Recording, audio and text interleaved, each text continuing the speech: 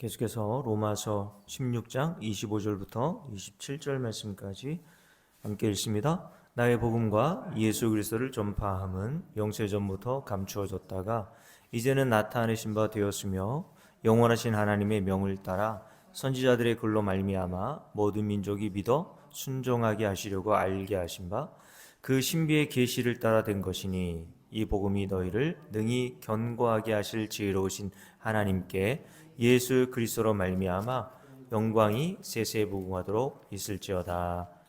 아멘.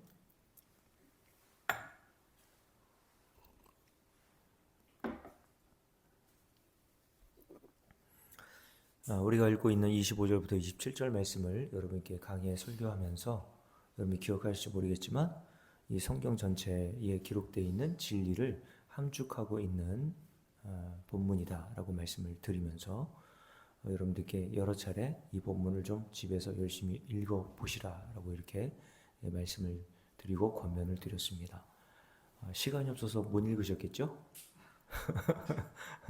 다시 한번 권면드립니다. 한번 집에 가셔서 시간이 있으실 때 꼭 25절부터 27절 말씀까지 읽어오시면 좋겠습니다.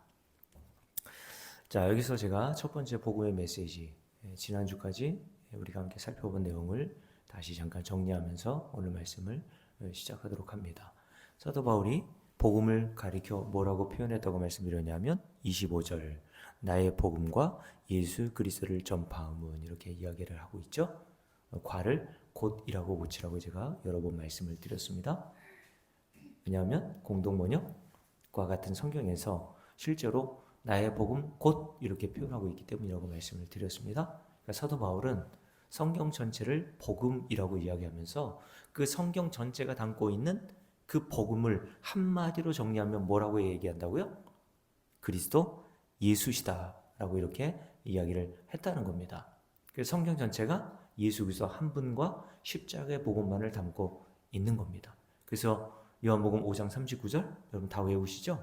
예수님께서 유대인들을 향해서 이 성경이 바로 나에 대하여 증거하고 있다라고 말씀하셨고 누가복음 24장 마지막 부분에 보면 예수님께서 부활하시고 난 다음에 제자들을 찾아가셔서도 역시 성경에 대해서 이야기하시면서 모세가 쓴 글과 선지자들이 쓴 글 전체가 나를 증거하고 있는 것이다 라고 말씀을 드렸습니다. 그리고 우리가 2주 전에 함께 살펴본 누가복음 9장에서 예수님께서 변화산에서 변모하시고 난 다음에 함께 데리고 갔던 제자들 베드로, 야고보, 요한이 뭘 목격합니까? 구약의 대표적인 선지자인 엘리야와 그리고 모세오경을 쓴 모세를 만나게 됐죠. 만나서 예수님과 대화하는 장면을 목격하죠. 근데 여러분 기억하십니까? 예수님과 모세와 엘리야가 어떤 주제를 가지고 서로 대화하고 이야기했다고 했습니까? 핵무장을 좀 어떻게 하면 좀 못하게 해가지고 이 세상과 남북 간의 평화를 어떻게 하면 이뤄낼 수 있을까? 그런 대화를 나누셨습니까? 어떻게 하면 이 이스라엘 민족을 로마의 지배 가운데서 해방하여서 자유를 줄 수 있는 비결이 뭘까? 기도 응답을 받게 하는 이 비결이 뭐고 우리 이스라엘 백성들을 잘 먹고 잘 살게 하는 그 비결이 뭔지를 우리 함께 다 같이 이야기해보자 라고 하는 주제로 이야기한 것이 아니라 별세를 말할세라고 되어 있어요. 별세. 죽음입니다. 모세와 엘리야는 구약 성경을 의미한다고 말씀드렸죠. 그러니까 구약 성경의 대표, 구약의 대표인 모세와 엘리야가 예수님과 대화를 나누는 주제는 하나였는데 바로 별세, 예수 그리스도의 십자가를 이야기하고 있더라라고 말씀합니다. 그러니까 구약 성경 전체가 예수 그리스도의 십자가로 수렴되는 거예요. 맞습니까? 자, 그래서 누가복음 9장 이 말씀이 중요하니까 한번 찾아볼게요. 다시 누가복음 9장에 보면 예수님과 그리고 모세와 엘리야가 이렇게 대화를 나누다가 모세와 엘리야는 사라지고 자 36절 말씀 함께 읽습니다. 소리가 그침에 줄을 보라 그랬죠? 오직 누구만? 예수만 보이더라 라고 얘기했습니다. 자, 모세와 엘리야는 사라져야 됩니다. 구약은 예수 그리스도만을 드러내기 위한 모형과 그림자로 하나님이 우리에게 주신 거란 말입니다. 그러니까 제사와 번제와 유월절, 안식일, 그리고 구약에 등장하는 모든 인물들은 예수 그리스도와 십자가를 증거하기 위한 역할로 잠깐 하나님이 등장시키시고 그들을 빼내시는 거예요. 엑스트라였단 말입니다. 그러니까 저와 여러분은 구약의 어떤 것도 주목하면 안 되겠죠?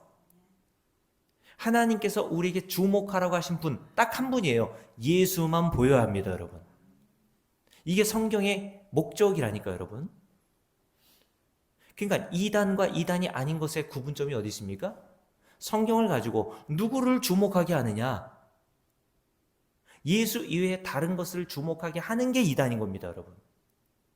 그래서 신천지는 누구를 주목하게 하죠? 오직 누구만 보이더라? 이만희만 보이더라.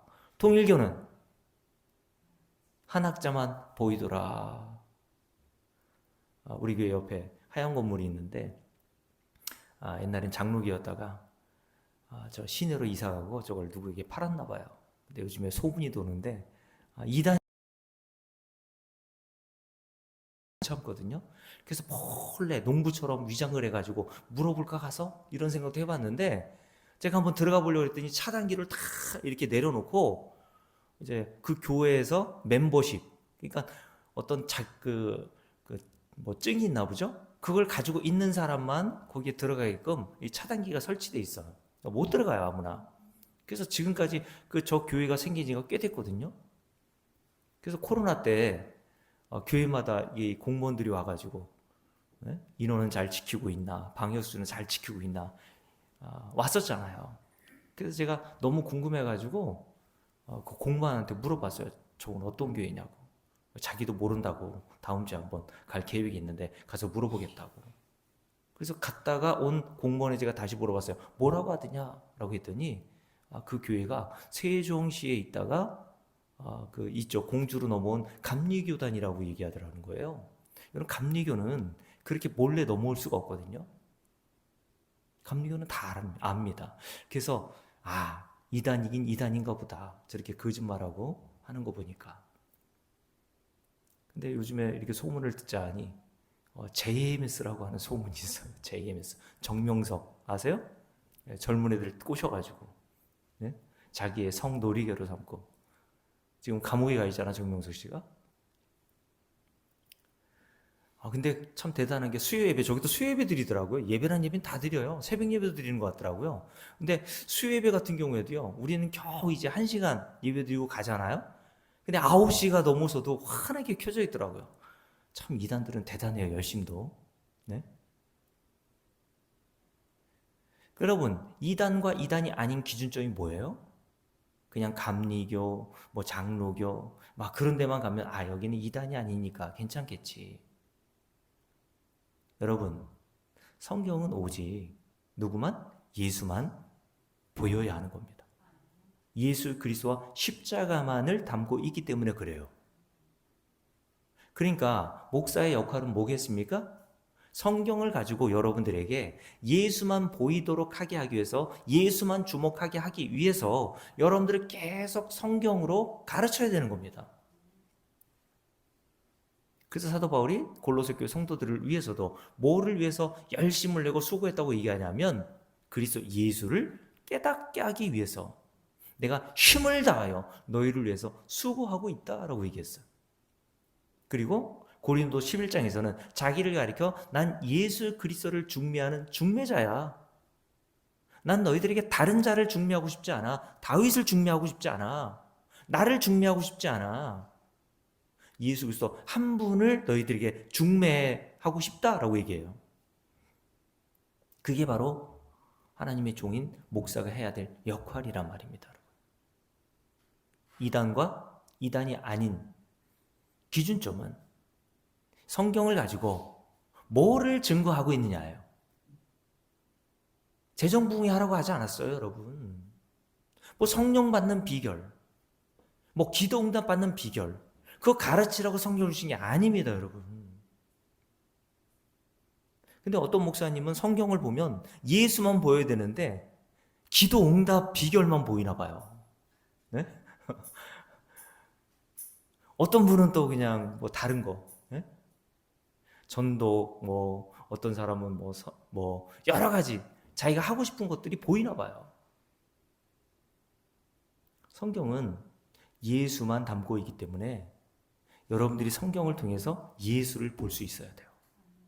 다시요. 36절 함께 읽습니다. 소리가 그치매 오직 누구만 보입니까? 예수만 보이더라. 모세와 엘리야는 뿅 하고 사라지고 예수만 딱 남게 되더라 라고 말씀합니다.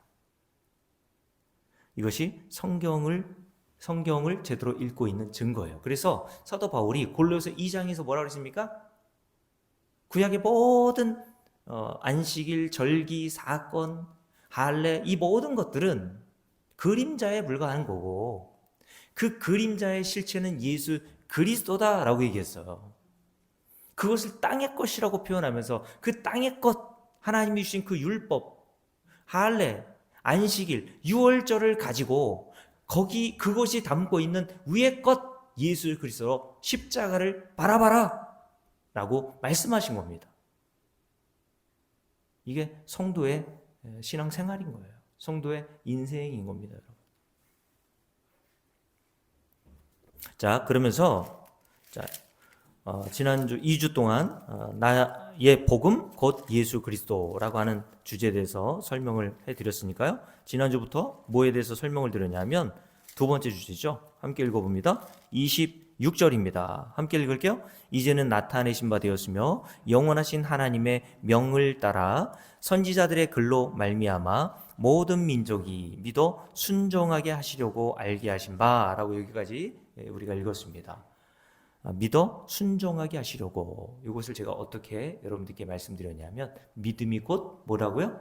순종이다. 다시요. 믿음이 곧 순종이다 라고 말씀드렸습니다. 예수 그리스도를 우리가 믿는 것이 하나님께 순종하는 것이다 라고 말씀하는 거예요. 성경 전체가 우리에게 율법을 통해서 명령하는 게 뭡니까? 예수를 믿으라는 겁니다. 예수를 믿는 게 순종이에요. 맞습니까? 하나님은 성경을 통해서, 율법을 통해서, 안식일을 통해서, 유월절을 통해서 예수를 믿을 것을 우리에게 요구합니다. 그걸 순종으로 보시는 거예요. 그러면 불순종은 뭡니까? 순종이 예수를 믿는 거라면 불순종이 뭐예요? 예수를 믿지 않는 겁니다. 이건 제가 얘기한 게 아니라 요한복음 3장을 한번 볼까요? 요한복음 3장에 보면 우리 주님께서 이렇게 말씀하시죠. 요한복음 3장을 보세요. 요한복음 3장 35절부터 함께 읽겠습니다. 아버지께서 아들을 사랑하사 만물을 다 그의 손에 주셨으니 아들을 믿는 자에게는 영생이 있고 아들에게 순종하지 아니하는 자는 영생을 보지 못하고 도리어 하나님의 진노가 그 위에 머물러 있느니라. 영생을 얻고 못 얻고의 기준이 뭡니까? 착한 일하는 거예요? 아들을 믿는 것이라고 얘기했어요. 그걸 뭐라고 한다고요? 순종이라고 하잖아요. 그 뒤에 뭐라 했습니까? 아들에게 순종하지 아니하는 자, 그 위에 아들을 믿는 자와 반대되는 뜻이겠죠. 아들을 믿는 것이 곧 순종인데 아들을 믿지 않는 것이 곧 불순종이다라고 하는 말씀이에요. 아들을 믿는 자는 영생이 있고 아들을 믿지 않는 그 불순종하는 자는 하나님의 진노가 그 위에 머물러 있다라고 말씀하세요. 이것은 우리 주님께서 유대인들에게 하시는 말씀이었단 말입니다. 다시요. 예수 그리스도를 믿는 것이 곧 하나님께 대한 순종이라고 성경은 우리에게 가르칩니다. 그래서 중요하니까 다시 한번 찾아볼게요. 요한일서 3장을 보세요. 요한일서 3장에 보면 이런 말씀이 기록되어 있죠. 자, 21절부터 3장 21절 함께 읽습니다. 사랑하는 자들아 만일 우리 마음이 우리를 책망할 것이 없으면 하나님 앞서 담대함을 얻고 무엇인지 구하는 바를 그에게서 받나니 이는 우리가 그의 계명을 지키고 그 앞에서 기뻐하시는 것을 행함이라. 줄을 그으시라고 그랬죠. 그의 계명은 이것이니 하나님이 저 여러분에게 지키라고 하신 계명 뭡니까? 곧 그 아들 예수 그리스도의 이름을 믿는 것이라고 되어 있죠. 다시요. 하나님께서 십계명을 비롯한 모든 계명을 주신 목적이 뭐라고요? 요거는 순종해야 돼? 요게 순종이야 라고 가르쳐 주시는 것은 다른 게 아닙니다. 곧 율법의 세목 하나하나를 지키라고 하신 것이 아니라 하나님은 그 율법 전체를 통해서 우리에게 지키라고 하신 계명은 딱 한 가지예요. 예수를 믿으라는 겁니다. 그게 하나님께 대한 순종이고 모든 계명을 다 지키는 거예요. 여러분들이 예수를 믿으면 하나님께서 우리에게 요구하시는 모든 계명을 지키는 것이 됩니다. 왜요? 계명은 이것이라고 그랬잖아요. 곧 하나님이 보내신 그의 아들 예수 그리스도를 믿는 것이다 라고 말씀하세요. 다시 말씀드릴게요. 십계명을 비롯한 유대인들이 613가지 계명으로 세워놓은 그 모든 계명을 우리가 지킬 수 있는 유일한 방법은 뭐밖에 없어요? 예수를 믿는 것밖에 없어요. 그게 하나님께서 우리에게 요구하시는 순종이라고 얘기했고, 그게 우리가 하나님을 순종하는 겁니다. 말씀을 잘 듣는 거예요. 그게. 자, 그러면 그래서 오늘 말씀해 보면 로마서 1장도 볼까요? 로마서 1장에 보면 이렇게 기록되어 있죠. 로마서 1장을 보십시오. 로마서 1장입니다.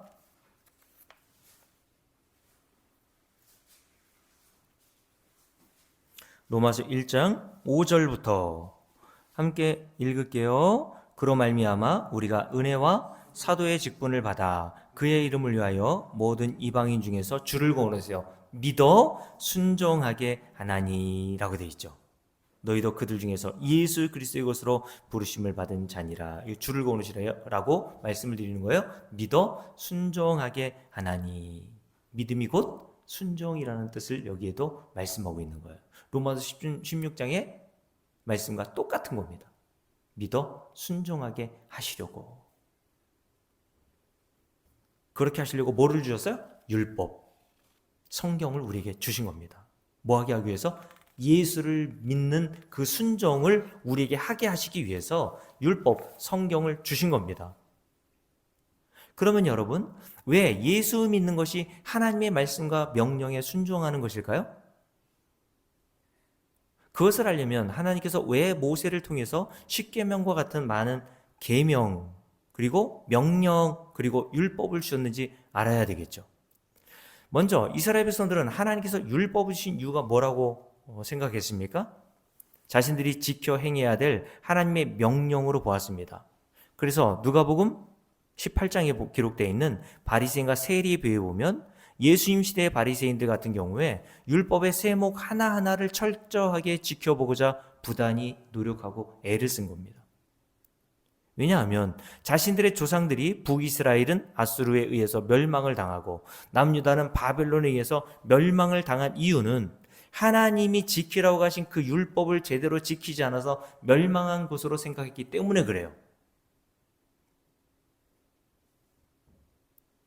그리고 레위기 18장, 신명기 6장, 신명기 29장부터 30장의 말씀을 근거로 보고 있습니다.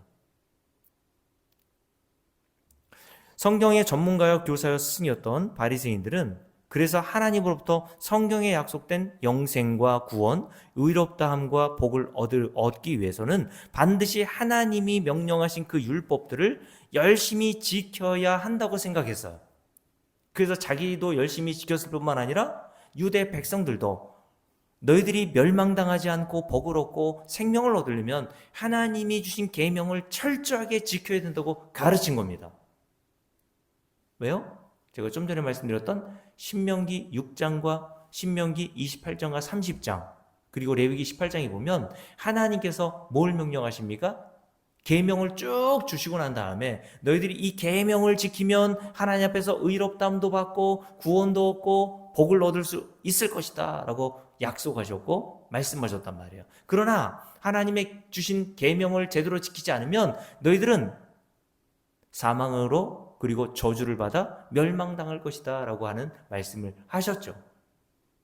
그래서 그 말씀을 문자 그대로 이해한 바리새인과 서기관들과 같은 종교지도자들은 열심히 스스로의 노력과 힘쓰므로 율법을 잘 지켜서 하나님의 그 약속하신 영생과 구원과 복을 얻어보고자 열심히 노력한 겁니다. 그 대표적인 자가 누구였습니까? 사도 바울이었죠. 그 사도 바울은 자신을 가리켜 빌립보 3장에서 뭐라고까지 얘기했다고요? 나는 율법의 이론은 조금도 흠이 없는 자. 율법을 놓고 보면 어떤 바리새인들보다 철저하게 율법을 지켰던 자라고 스스로 자부했던 자입니다. 이것은 과장이 아니라 그랬습니다. 실제로 사도 바울은 그렇게 살았어요.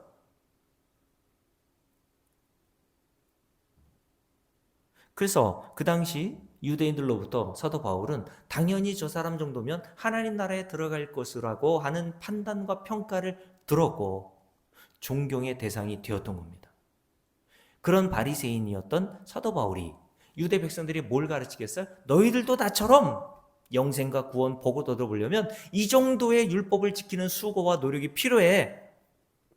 너 율법 지키지 못하면 하나님께로부터 불순종한 자로서 죄를 지은 자로서 영원한 사망과 저주를 받게 될 것이다 라고 하는 가르침을 가르치게 된 겁니다. 인간은 성경을 그렇게밖에 볼 수 없다고 말씀을 드렸죠. 인간은 그 성경이 담고 있는 진리를 알아볼 수 있는 능력이 있어요, 없어요? 없습니다. 인간은 못 알아들어야 그게 당연하고 정상이라 그랬잖아요. 그래서 성경이 담고 있는 그 진리를 못 알아보는 인간을 가리켜 맹인이라고 하는 비유로 말씀하신 것이고, 그리고 유다서에 보면 이성 없는 짐승이라고 표현하신 겁니다. 눈은 있고 귀는 있지만 하나님의 말씀, 이 성경이 담고 있는 그 진리를 못 보고 못 알아듣는다는 거예요. 근데 그게 인간이 당연히 가야 할 길이고 자연스러운 반응이라고 말씀을 드렸어요. 생각해 보세요. 여러분들이 키우는 개들 있지 않습니까? 여러분이 키우는 개들이 여러분의 말을 잘 알아듣나요? 우리 집에서 키우는 개 한 마리가 있는데 요즘에는 뭐 나이가 들어서 그런지 전에는 안 그랬는데 여기저기 막 오줌을 싸놔요. 아주 더러워 죽겠어요. 그래서 제 아내가 막 혼내요. 여기다 오줌을 싸면 어떡하냐고 그냥 아주 그냥. 근데 그 개가 알아듣고 아이고 알았습니다. 제가 화장실 들어가서 이제 볼일 볼게요. 그럽니까? 또 갔다 오면은 아무데나 싸고 있는 거예요. 그래야 짐승 아닙니까, 여러분? 짐승은 사람의 말을 못 알아들어야 짐승인 것처럼 인간은 피조물로서 창조주 하나님의 말씀을 알아들을 수 있는 능력이 없는 것이 당연한 거예요. 근데 하나님의 말씀을 알아듣는 자들이 나온 겁니다. 그게 바로 성도인 저와 여러분이에요. 이 성경이 담고 있는 진리를 알아먹게 된 거예요. 그래서 그걸 기적이라고 하는 겁니다. 그래서 우리 주님께서 자주 만나시는 대상이 누구냐면 우리가 앞으로 살펴보겠지만 요한복음 9장에서 누굴 만나세요? 날 때부터 맹인된 자를 만나셔서 그 맹인된 자의 눈을 뜨게 하시죠. 그죠?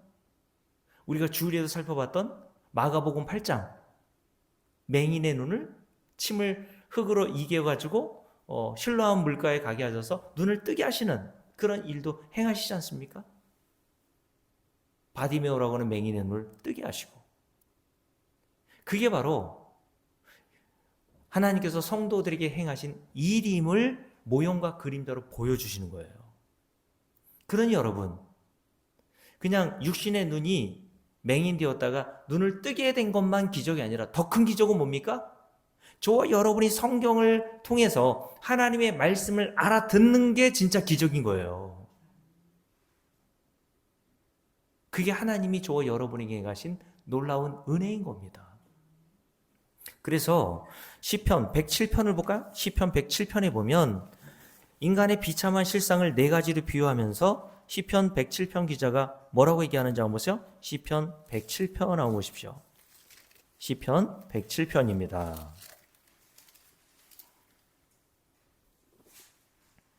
자, 시편 107편 4절 함께 읽습니다. 그들이 광야 사막길에서 방황하며 거주할 성읍을 찾지 못하고 줄이고 목이 말라 그들의 영혼이 그들 안에서 피곤하였도다. 이에 그들이 근심 중에 여호와께 부르짖음에 그들의 고통에서 건지시고 또 바른 길로 인도하사 거주할 성읍에 이르게 하셨도다. 그러므로 여호와의 그 인자하심과 인생, 저와 여러분에게 행하신 무엇으로 말미암아? 기적으로 말미암아 그를 찬송할지로다. 그래서 인간의 비참한 실상을 또 뭐라고 비유하냐면 10절 말씀 보세요. 사람이 흑암과 사망의 그늘에 앉으며 곤고와 쇠사슬에 매임은 하나님의 말씀을 거역하며 지존자의 뜻을 멸시함이라. 그러므로 그가 고통을 주어 그들의 마음을 어떻게 하셨어요? 겸손하게 하셨으니 그들이 엎드러져도 돕는 자가 없도다. 이에 그들이 그 환난 중에서 여호와께 부르짖음에 그들의 고통에서 구원하시되 흑암과 사망의 그늘에서 인도하여 내시고 그들의 얽어맨 줄을 끊으셨도다. 그러므로 15절 여호와의 이 인자하심과 인생들에게 행하신 기적으로 말미암아 그를 찬송할지로다. 그가 논물을 깨뜨리시며 쇠빗장을 꺾으셨도다 라고 말씀합니다. 그러면서 20절 말씀 보십시오. 함께 읽습니다. 그가 그의 말씀을 보내어 그들을 고치시고 뭘 보내세요? 성도들에게 말씀을 보내십니다. 말씀으로 우리를 어떻게 하세요? 이외에는 이 일을 할 수 있는 게 없다니까요, 여러분.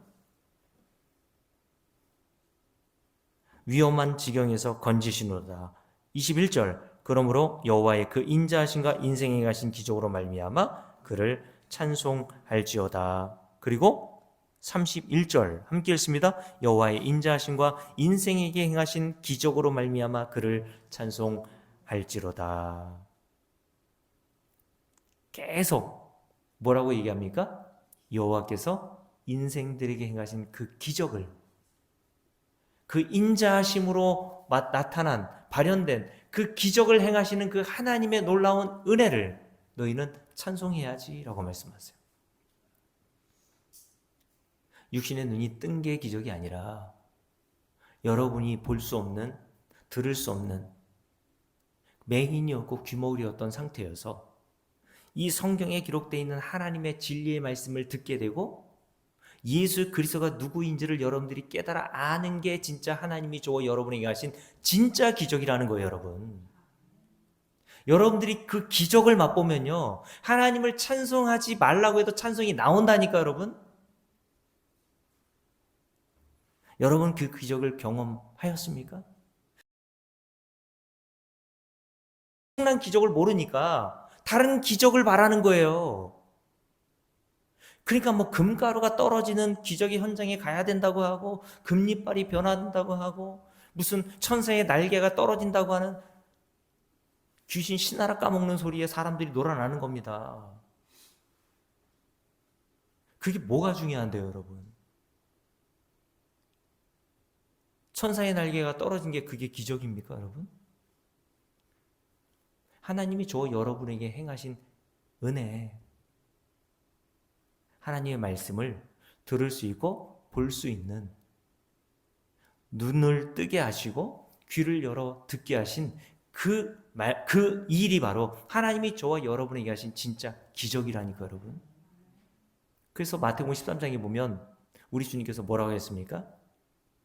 아무나 복음을 듣고 깨달아 아는 게 아니야. 하나님이 허락하신 자들만 그 복음을 깨달아 알게 된다고 말씀하시면서 그러므로 너희는 봄으로 들음으로 복이 있다라고 말씀하신 거예요. 그 복이 뭔 줄을 알아야 찬송이 나오죠. 에베소 1장에 보면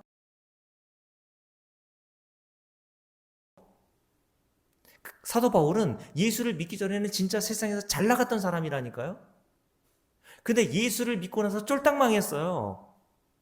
억울하게 복음을 전하다 감옥에 갇힌 신세가 되었음에도 불구하고 에베소 1장에서 가장 먼저 나온 단어가 뭡니까? 찬송하리로다라고 하는 말이었어요. 왜요? 예수 그리스도 안에서 하나님께서 우리라고 얘기했어요. 그러면서 4절부터 하늘간 신령한 복의 내용이 무엇인지를 에베소 교회 성도들에게 쭉 설명하잖아요. 창세전에 하나님이 너희를 택하시고 예정하여 두셨다가 예수를 믿어 하나님의 자녀가 되게 하셨어. 예수 그리스도의 피로 너희 모든 죄를 속량하셔서 하나님의 나라로 이미 옮겨놓게 하셨어. 여러분, 이런 것들은 눈에 보이지 않는 영역이잖아요. 그죠? 눈에 보이지 않는 걸 믿는 걸 믿음이라고 한단 말입니다, 여러분. 하나님께서는 눈에 보이지 않는 영역을 믿을 수 있는 믿음을 성도들에게 주신단 말이에요. 그게 기적인 겁니다. 눈에 보이지도 않는 걸 어떻게 믿습니까, 여러분? 근데 하나님께서 성경에 기록되어 있는 그 진리의 말씀, 내게 하나님이 주신 그 하늘에 관한 신령한 복의 실체가 무엇인지를 깨달아 알아먹게 하시더라는 거예요. 그게 기적인 겁니다, 여러분. 여러분들에게 그 기적이 일어났나요? 그런 기적을 여러분들이 경험했다면 그 기적을 행하신 하나님께 당연히 찬송이 나와야죠. 그래서 에베소 1장도 하나님께서 그 기적, 즉 하늘에 속한 신령한 복을 예수 그리스도를 통해서 담아 모든 복을 주신 그 하나님을 깨닫게 하신 목적이 뭐예요? 일시키려고요? 찬송하게 하기 위해서라고 돼 있어요. 하나님께서 저와 여러분을 구원하신 목적은 다른 게 없습니다. 일시키려고 하는 게 아니에요. 찬송하라는 겁니다. 감사하라는 거예요.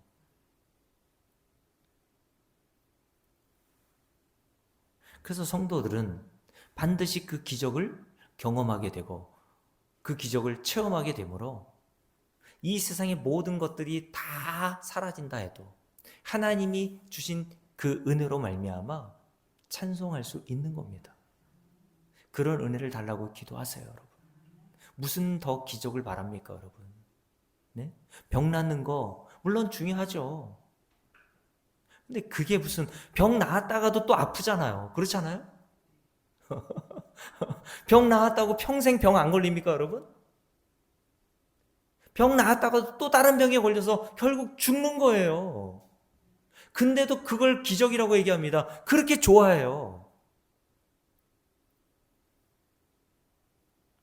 하나님께서 저와 여러분이 베풀어 주신 기적, 시편 107편에 나오는 이 말씀들을 여러분 이것도 집에 가서 한번 읽어보세요. 이게 여러분에게 하나님께서 행하신 기적이라니까, 여러분. 그러니 저와 여러분에게 4번이나 반복하여 강조하고 있는 내용이 뭡니까? 뭘 하랍니까? 그러니까 열심히 헌금해. 그러십니까? 여호와의 인자하심과 그 인생, 저와 여러분에게 하신 그 기적으로 말미암아 그를 찬송할지로다. 이런 은혜를 하나님이 저와 여러분에게 주시길 바랍니다. 그래서 성경에 보면 사도 바울이 쓴 서신에 보면요, 다 찬송이에요.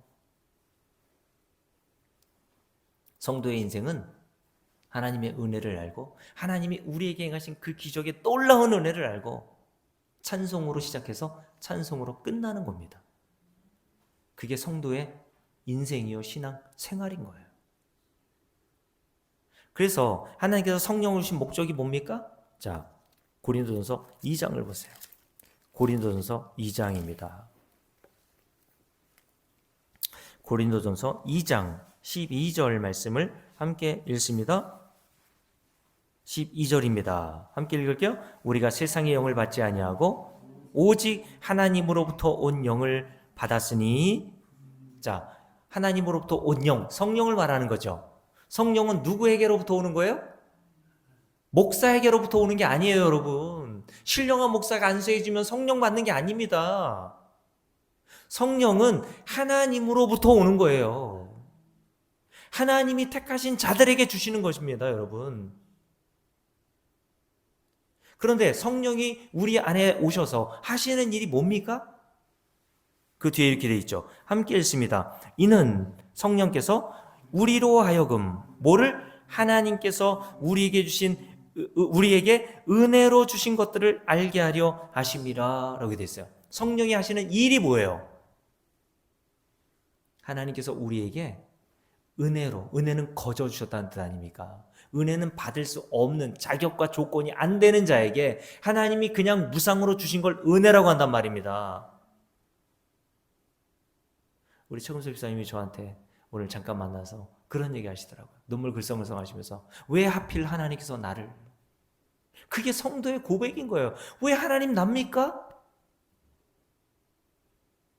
성도는 은혜를 깨닫게 나면 이런 고백을 하게 되는 겁니다. 왜 나에게 이런 은혜를 베풀어 주지? 찬송가 310장 가사가 뭡니까?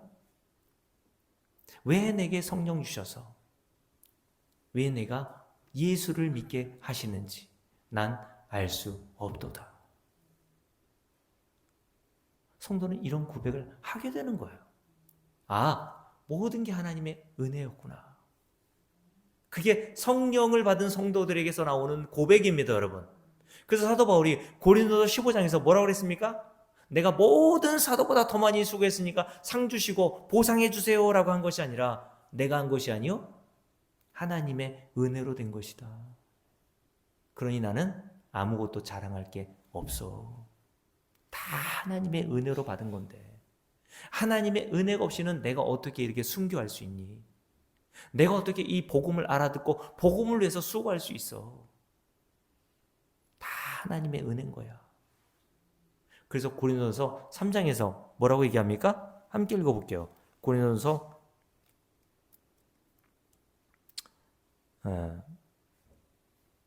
3장이죠. 함께 읽습니다. 그 뒤에 봅니다. 6절 읽습니다. 함께 읽습니다. 나는 심었고 아볼로는 물을 주었을 때 오직 하나님께서 자라나게 하셨나니 그런즉 심는 이나 물 주는 이는 뭐예요? 아무것도 아니로되 오직 자라나게 하시는 이는 하나님뿐이니라 라고 말씀하세요. 물을 주고, 그리고 사도 바울처럼 복음을 전하고, 아볼로는 그 위에다가 물을 주었다고 얘기합니다. 근데 나는, 그리고 아볼로는 아무것도 한 일이 없어. 내가 복음을 열심히 전한다고 내 수고와 노력으로 저 사람이 예수 믿는 게 아니야. 하나님의 은혜로 되는 거야 라고 얘기한 거예요. 다시요. 고린도서 2장 12절 다시 읽겠습니다. 함께 읽습니다. 우리가 세상의 영을 받지 아니하고 오직 하나님으로부터 온 영을, 성령을 받았으면 뭘 알아요? 우리로 하여금 하나님께서 우리에게 주신 은혜로 주신 것들이 무엇인지를 안단 말이에요, 여러분. 그러니까 하나님의 영이신 성령을 받았는지 아니면 세상의 영, 마귀의 영을 받았는지는 은혜인 줄 아는지 모르는지를 보면 되는 거예요. 성경은 전체가 은혜로 시작했다가 은혜로 끝나는 겁니다. 그래서 그 은혜를 아는 성도는 찬송으로 시작했다가 찬송으로 끝나는 거예요, 인생이. 하나님이 저와 여러분에게 행하신 그 놀라운 은혜를 성도는 조금씩 깨달아 알아가는 겁니다. 그게 성도의 신앙생활의 과정이라고 그랬잖아요. 그래서 4장을 볼까요? 고린도서 4장을 보세요. 7절 함께 읽겠습니다. 누가 너를 남달리 구별하였느냐? 네가 내게 있는 것 중에 어떤 것이라고요? 받지 아니한 것이 무엇이냐? 네가 줄을 그어놓으세요. 네가 어떻게 했다고요? 받았은즉 누구로부터? 하나님께로부터 다 받은 거잖아. 네가 수고하고 땀 흘려서 획득한 게 있니? 하나님께서 너에게 거저 주신 거야, 다. 너는 그걸 그냥 받았을 뿐이야. 이걸 선물이라고 합니다, 여러분. 은혜라고 얘기하는 거예요. 근데 왜 받지 아니한 것 같이 자랑하느냐? 라고 얘기했어요. 그러니까 세상의 영, 마귀의 영을 받으면 뭐가 나와요? 자랑이 나오는 겁니다. 자랑. 내가 요거 했어요, 하나님. 그래서 마태복음 7장에 보면 그날에 많은 사람들이 주의 이름으로 뭘 자랑합니까? 주의 이름으로 이것도 했고 주의 이름으로 저것도 했고. 근데 사도 바울은 뭐라고 고백했어요? 나 한 거 아무것도 없어요, 하나님. 다 하나님의 은혜였습니다 라고 고백을 하더란 말이에요, 여러분.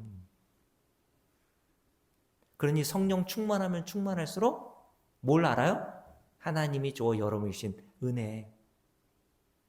시편 107편에서 시편 107편 기자가 얘기했던 하나님께서 인생들인 저와 여러분에게 행하신 그 놀라운 기적이 무엇인지를 깨달아 알아가는 겁니다. 그래야 저와 여러분의 입에서 뭐가 나와요? 찬송이 나오는 거예요. 하나님은 그걸 원하십니다. 그게 하나님께 영광을 돌리는 거라니까, 여러분. 자, 하나님께서 왜 율법을 주셨습니까? 여기까지 말씀드린 이유는 인간은 하나님의 말씀을 진리를 깨닫지 못하는데 하나님의 은혜로 우리가 진리를 깨달았다는 얘기를 하는 거예요. 율법은 하나님께서 왜 주신 겁니까? 성도는 이걸 알아먹습니다. 하나님이 율법을 주신 목적은 그걸 지켜서 네 힘으로 영생도 얻고 복도 얻어보라고 주신 게 아니라고 그랬죠. 그럼 예수가 왜 필요합니까? 인간이 노력해서 그것을 얻을 수 있다면 예수가 왜 십자가를 지어야 합니까? 율법을 저와 여러분에게 주신 이유는 그걸 지켜서 하나님이 약속하신 영생과 복을 얻어보라고 주신 게 아니라 왜 주셨어요? 너는 율법을, 하나님의 계명을 지킬 수 없는 자임을, 불가능한 자임을 알라고 주신 거예요.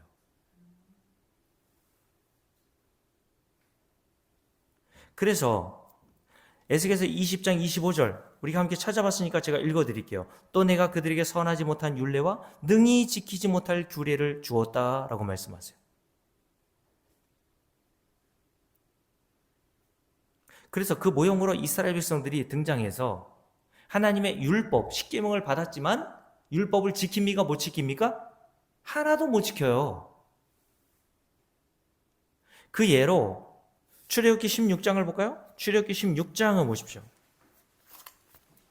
자, 출애굽기 16장에 보면 이스라엘 백성들에게 하나님께서 하늘의 양식인 만나를 주시죠. 자, 이 사건이 요한복음 6장과 연결됩니다. 예수님께서 오병이어의 기적을 행하셔서 광야에서 굶주렸던 이스라엘 백성들에게 먹을 것을 제공하시잖아요. 그러면서 하시는 말씀이 뭡니까? 나는 하늘에서부터 너희를 위해서 내려온 생명의 떡이라고 말씀하세요. 그 예수 그리스도, 생명의 떡으로 세상에 오신 예수 그리스도를 증거하기 위한 목적으로 오늘 만나의 그 하늘에서 공급된 그 만나 이야기를 우리에게 말씀하시는 거죠. 근데 하나님께서 이스라엘 백성들에게 매일 40년 동안 만나를 주시면서 세 가지 계명, 명령을 주십니다. 첫 번째 명령이 뭡니까? 함께 읽어볼게요. 자, 16절 함께 읽습니다. 여호와께서 이같이 명령하시기를 너희 각 사람은 어떻게 하래요?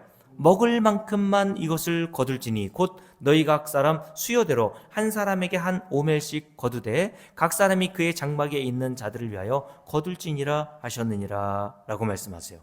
자, 첫 번째 명령이 뭡니까?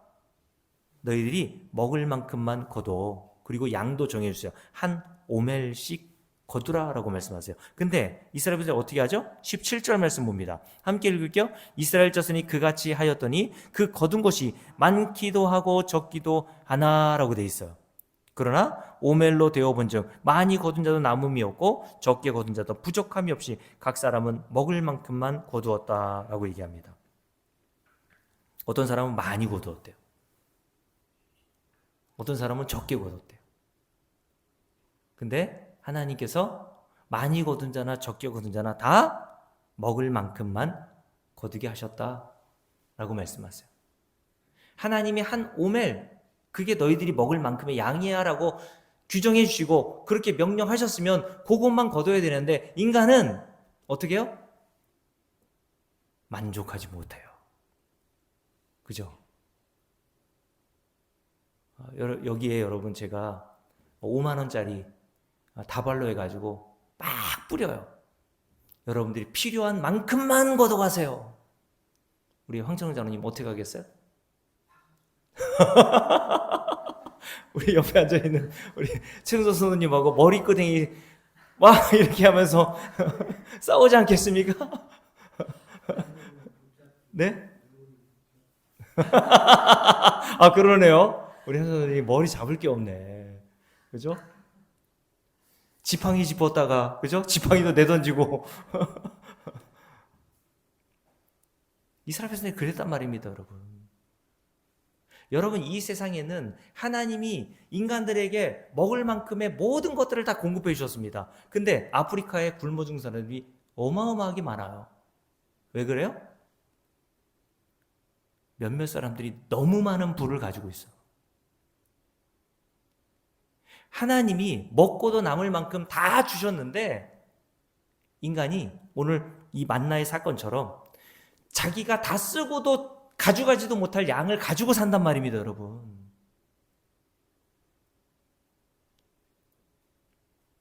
그러니 이 세상은 멸망받아 마땅한 세상이 맞아요, 저는. 자, 그리고 두 번째 명령이 뭡니까? 함께 읽어봅니다. 함께 읽어볼게요. 19절 함께 읽습니다. 모세가 그들에게 이르기를 아무든지 언제까지? 아침까지 그것을 남겨두지 말라 하였으나. 두 번째 명령, 아침까지, 다음날 아침까지 그거 남겨두지 마. 왜요? 내일 내가 또 너희들에게 필요한 양식을 제공해 줄 테니까. 만나는 매일 아침마다 내렸거든요. 그러니까 거두어서 남겨둘 필요가 없었어요. 근데 이스라엘 백성들은 어떻게 합니까? 함께 읽어볼게요. 자, 20절 말씀 읽습니다. 그들이 모세에게 순종합니까? 안 합니까? 순종하지 아니하고 더러는 아침까지 남겨두는 사람이 있었어요. 근데 그 만나에 벌레가 생기고 냄새가 난지라 모세가 그들에게 노하니라 라고 말씀하세요. 왜 아침까지 남겨두었을까요? 네? 하나님을 믿지 못하는 거죠. 마태복음 6장에 보면 주님께서 뭐라 그랬습니까? 야, 하늘을 나는 새를 봐. 들에 난 들풀을 봐. 내일 일을 염려하디? 이 밖에서 키우는 개들을 보면서 저는 그걸 깨달아요. 야, 개들은 내일을 걱정을 안 해. 그렇잖아요? 주인이 주는 밥만 먹고 주인이 주는 물을 먹고 그거 먹고 그냥 하루 종일 주인만 기다리면서 먹고 자고 먹고 자고 먹고 자고. 근데 인간은 내일에 대한 걱정이 끊이질 않아요. 그래서 주님께서 뭐라 그랬습니까? 이 믿음이 적은 자들아 왜 염려하니? 염려 없는 사람 한번 손 들어보세요. 난 염려가 하나도 없어요.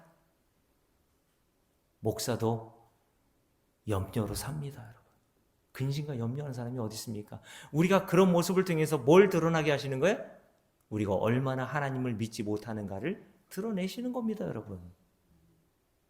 개들을 보면서도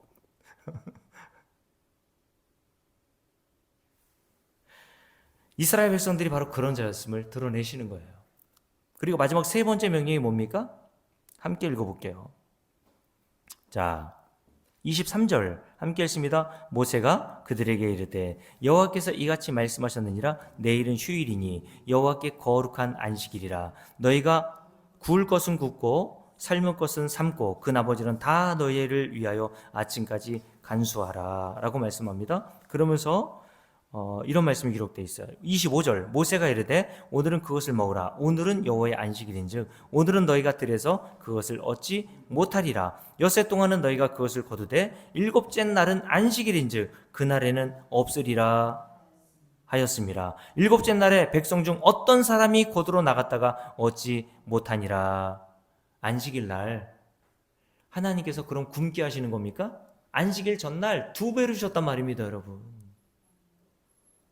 그러니까 내일도 내가 너희를 먹일 테니까 너는 안식일날 거두러 가지 말고 안식일날 뭐를 하라는 거예요? 하나님이 너희들에게 지금까지 베풀어 주신 은혜가 얼마나 큰지를 기억하고 그 하나님을 찬송하라는 이야기를 하시는 겁니다. 근데 이스라엘 백성들이 어떻게 하죠? 안식일에도 거두러 나가는 일이 벌어져요. 그래서 모세가 뭐라고 얘기합니까? 함께 읽습니다. 20절 28절입니다. 함께 읽습니다. 여호와께서 모세에게 이르시되 어느 때까지 너희가 내 계명과 내 율법을 지킵니까? 지키지 아니하려느냐. 이게 하나님이 이스라엘 백성들에게 말씀하시는 것과 같이 저와 여러분에게 하시는 말씀이란 말입니다. 바로 우리가 이렇게 살잖아요. 하나님 사랑, 이웃 사랑, 율법의 가장 큰 두 줄기, 강령이라고 하셨던 그것을 우리가 지키고 삽니까? 지키지 못하잖아요. 하나님이 주신 율법을 완벽하고 완전하게 지켜서 하나님이 약속하신 영생과 복을 얻을 자가 있어요, 없어요? 없다는 것을 광야 이스라엘 백성들을 통해서 계속 보여주세요. 하나님은 율법을 왜 주셨다고요? 너는 안 돼. 그거 알아먹으라고. 너는 안 된다니까. 너는 불가능하다니까. 네 스스로의 노력과 힘으로는 하나님 나라 못 들어간다니까. 그거 알아먹으라고. 그래서 결국 이스라엘 백성들이 하나님의 계명을 받았지만 실패하죠. 그래서 북이스라엘은 아수르에 의해서, 남유다는 바벨론에서 다 멸망해버려요. 이게 이스라엘의 역사라는 것과 같이 저와 여러분이 가야 할 길이었단 말입니다, 여러분.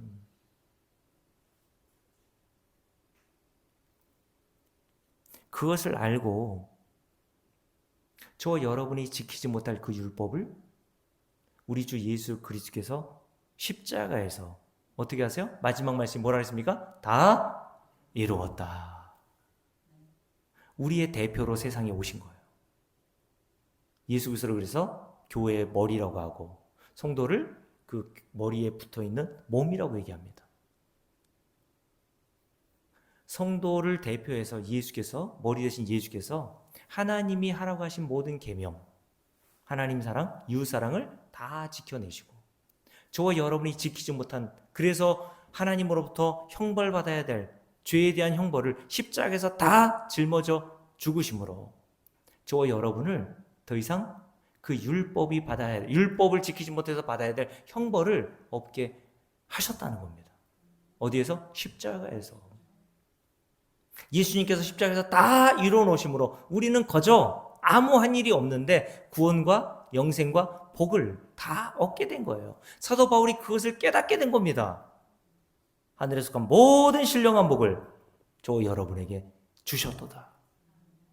그게 하나님이 저 여러분에게 하신 뭐예요? 기적이라니까, 여러분. 그게 하나님이 저 여러분에게 행하신 은혜라는 겁니다, 여러분. 그게 뭔 줄을 알아야 찬송이 나오는 겁니다.